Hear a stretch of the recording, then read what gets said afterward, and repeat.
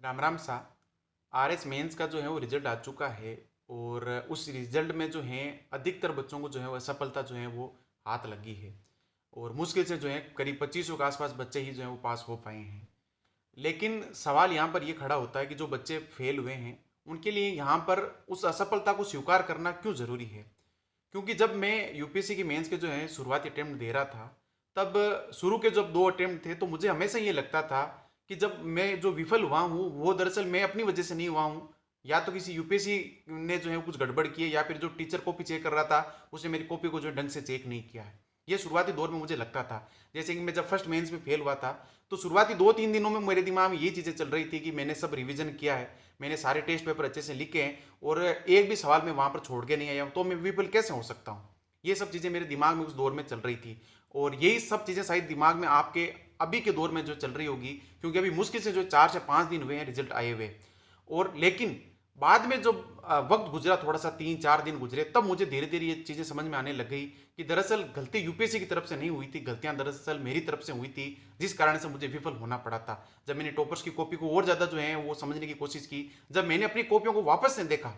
कि आखिर ऐसा क्या कारण रहा था कि हर एक सवाल में जहां मैं एक्स्ट्रा नंबर ले सकता था वो एक्स्ट्रा नंबर मुझे नहीं मिल पाया, और उसी के कारण जो मुझे विफलता जो है वो झेलनी पड़ी है। तो उन चीज़ों को समझने के बाद यही जो है वो निष्कर्ष निकला था कि गलती दरअसल मेरी तरफ से बहुत ज़्यादा थी, यूपीएससी की तरफ से शायद ना के बराबर थी। हाँ, ये कई बार हमारे साथ ऐसा होता है कि हम टॉपर्स की कॉपी देखते हैं, तब हमें लगता है कि यार मैं तो उससे ज़्यादा बेटर लिख रहा हूँ, तो रैंक तो मेरी आनी चाहिए थी, उसकी कैसे आ गई थी। तो उस मामले में आप कुछ नहीं कर सकते। आप किसी की किस्मत को छीन नहीं सकते। आपके हाथ में है सिर्फ और सिर्फ मेहनत करना। और हर टॉपर्स के मामले में अगर आप ये चीज़ सोचने की शुरू कर दोगे कि उससे मैं ज़्यादा बेटर लिख रहा हूँ लेकिन मेरा नहीं हुआ और उसका हो गया, तो इसका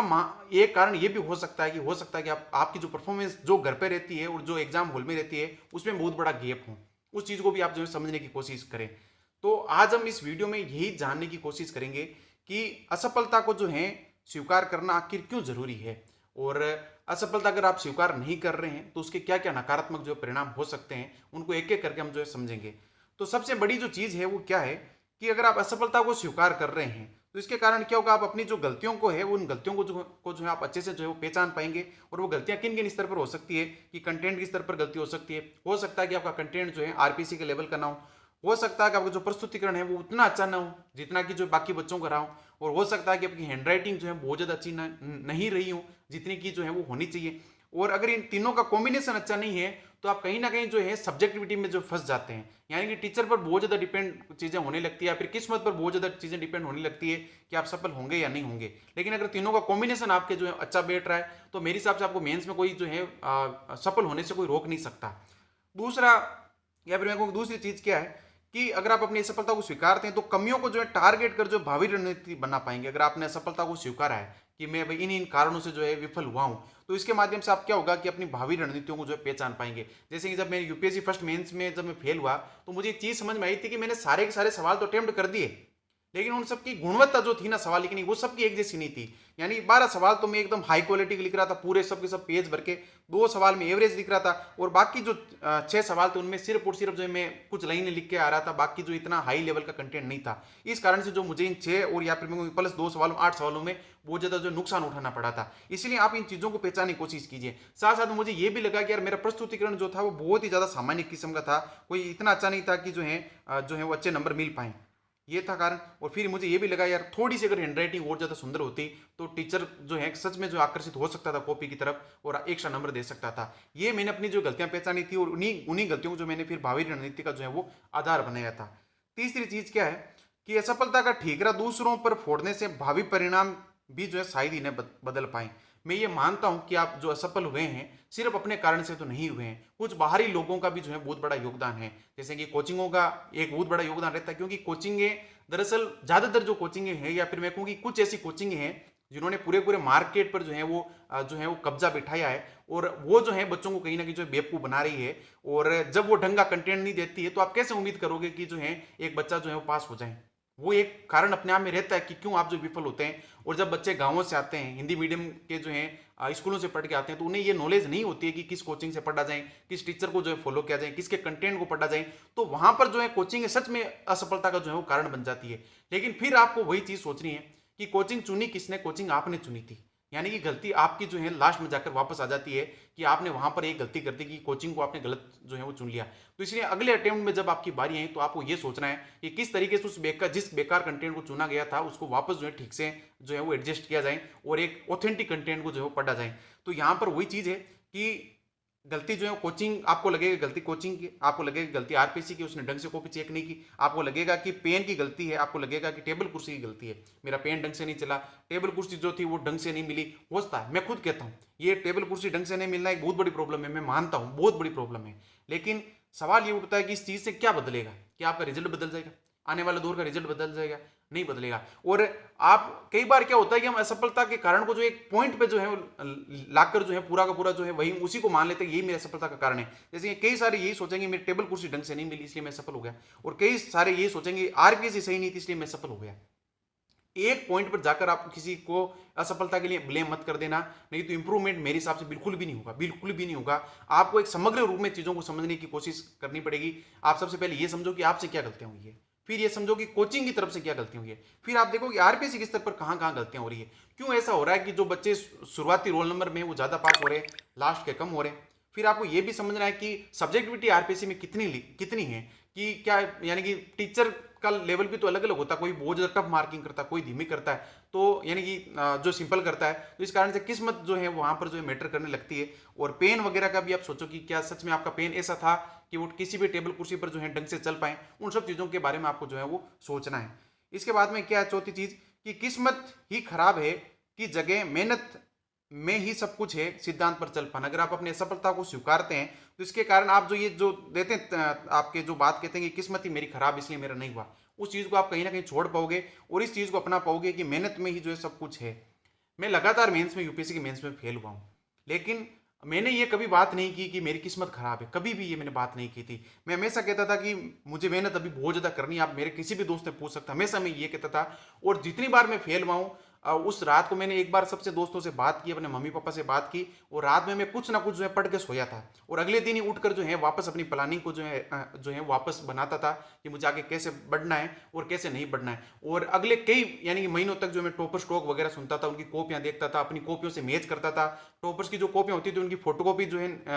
लेता था, या फिर मोबाइल हो गया उनमें एक साथ जो उनको रख के देखता था कि मेरी कॉपी जो है टॉपर्स की कॉपी से कितनी खराब लग रही है, क्योंकि दरअसल वो इसीलिए टॉपर बने कि मेरी कॉपी ज्यादा सुंदर नहीं लग रही है। तो इस ऐसी चीजें आपको करनी है कि टॉपर्स की कॉपी से आपकी कॉपी कितनी अलग लग रही है ना। तो ये सब चीजें अगर आप समझोगे तो आपको भरोसा होगा कि दरअसल यार मेरी किस्मत में जो है, किस्मत में कोई गड़बड़ नहीं है, दरअसल मेहनत में शायद वो चीजें उतनी नहीं बन पाई जितनी जो है मुझे करनी चाहिए थी। इसके बाद में क्या है,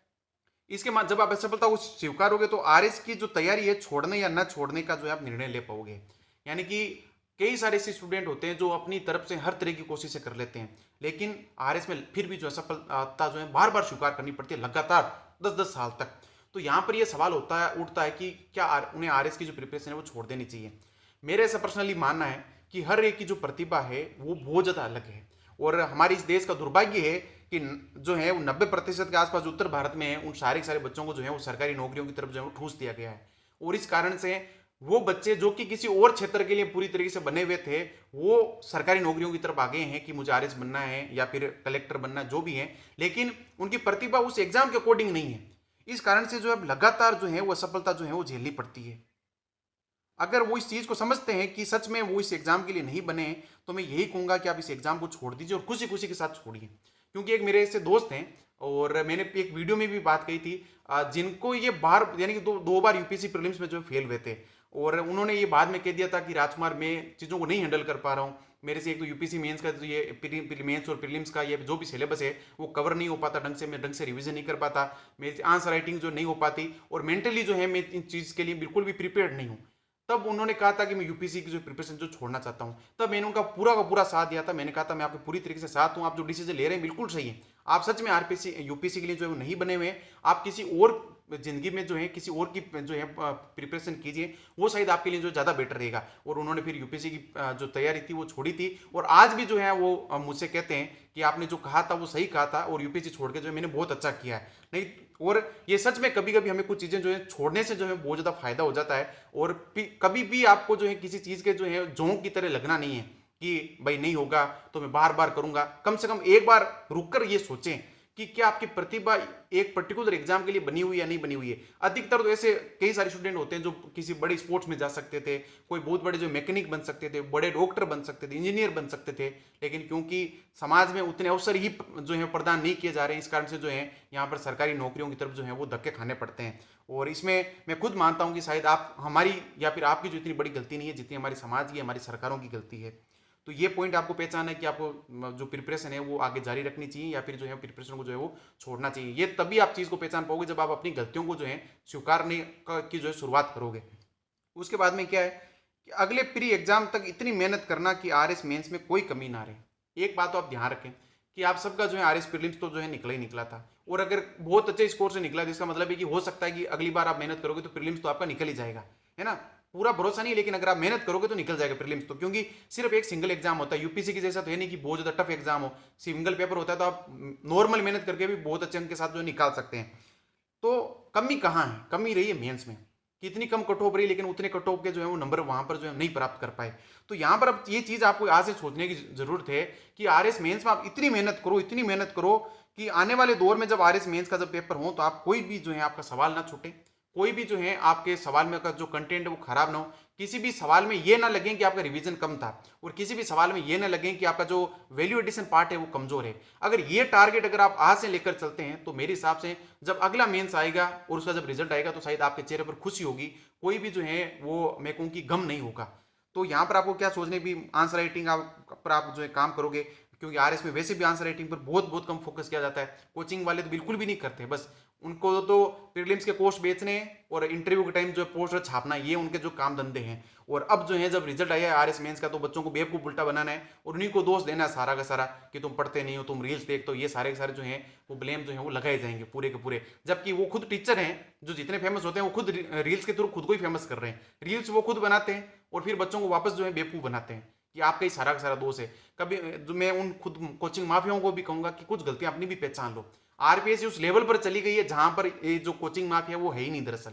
वो अपने उसी लेवल पर जो है टिके पड़े हैं, और कईयों की तो हालत इतनी खराब है कि 10वीं 12वीं की क्लास के बच्चों को नहीं पढ़ा सकते और अपने आप को जो है आरएस के टीचर जो है वो कहते हैं। तो ऐसे मूर्खों से जो कोस दूर रहें, अगर उनका आप साथ नहीं छोड़ते हैं तो अगले आरएस में भी कोई बहुत ज्यादा उम्मीद मत करना।